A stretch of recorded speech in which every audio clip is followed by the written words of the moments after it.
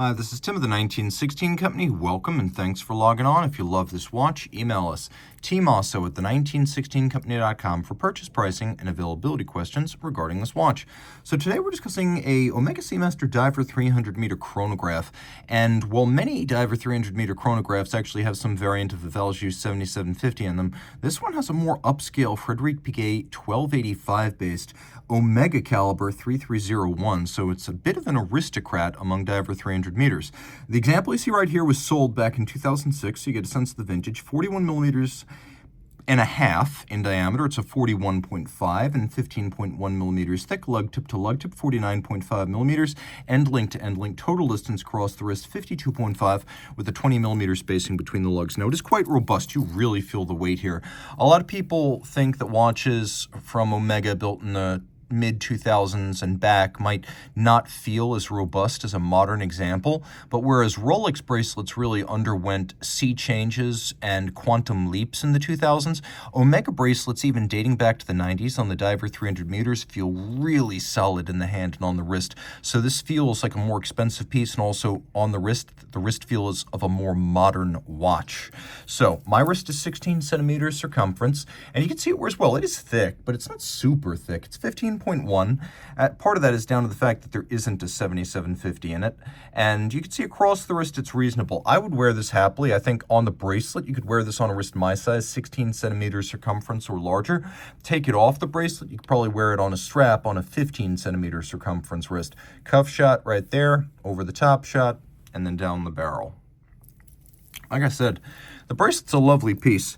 One difference between this Diver 300-meter bracelet and the one from the 90s is that that one featured a little bit of tumble home or rolled profiling, and that made it look a little bit more like a dress bracelet. This feels a lot more like a Speedmaster bracelet. It's got polished intermediates, though, so it's got an upscale sheen. And, of course, this is the period when Omega was using pins and sleeves to hold its removable links. So if you want to size this, you'll need a block and a punch, but it is a very secure system and one that makes it impossible to strip out a screw and strand a link. Also, take a look. There is a intermediate-sized link in there in case you find yourself in between sizes. Take a look at the clasp.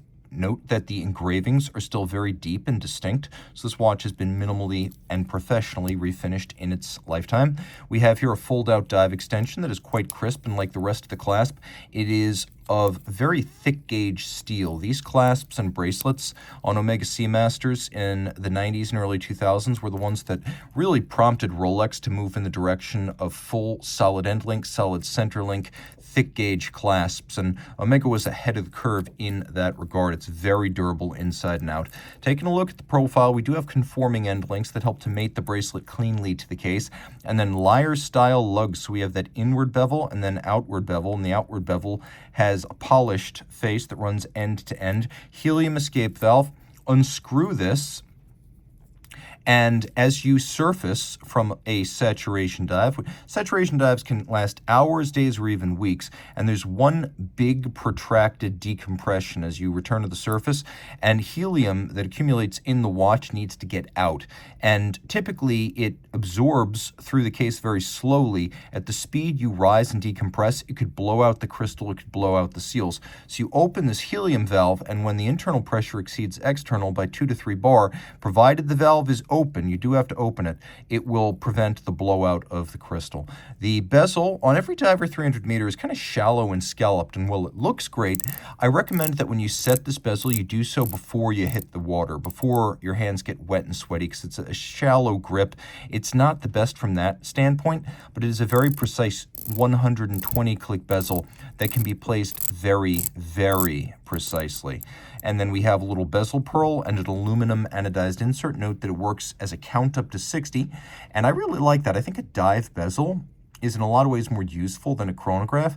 The good news is, on this watch, you don't have to choose. You get both. Let's see the lume. This watch Uses the broadsword style hands that were introduced on the 1998 Diver 300-meter GMT, which frankly do have a lot more luminescent punch than the famous skeletonized James Bond hands. So if you do want this as a tool watch, this is the way to go. You can see that the Chronograph seconds hand is running, so you know if your dive backup timer, and it will be a backup timer, but you know whether it's running in the dark. You have dished registers with azurage patterns internally, applied Omega logo and marquee, applied indices. We're moving away from the dial quality standards of the 90s. Now we have applique rather than printed features. And of course, this watch does include two functions that make it easier to set it precisely.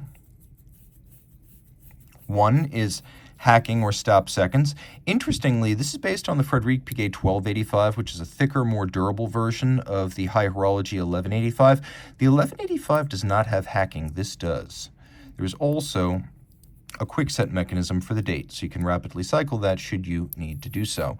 Now, the watch has what look at first glance as though they might be screw-down crowns for the chronograph. Not the case. Actually, those are just shoulders to brace it against shearing. So I can activate the chrono without unscrewing anything. And note the start of the seconds hand right there. No jump, no stagger. That's a vertical clutch. There's no play in it.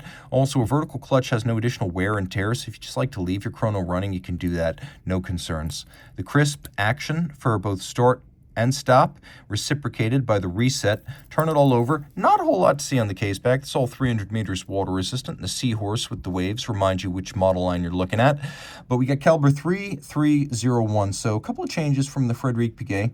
It's got a power reserve of 52 hours, automatic winding, and where Omega really makes the changes, 5-position adjustment with the COSC chronometer certification, plus the balance is converted to a free-sprung architecture for more precise setting and greater shock resistance. It's a 4 Hz beat, rated all pivots on 33 joules, and we went over the column wheel, the vertical clutch chronometer certification, and the 52-hour power reserve, actually quite a bit more than an 1185. An 1185 has 40, this is 52, so you get an awful lot here. Also note, it is not coaxial.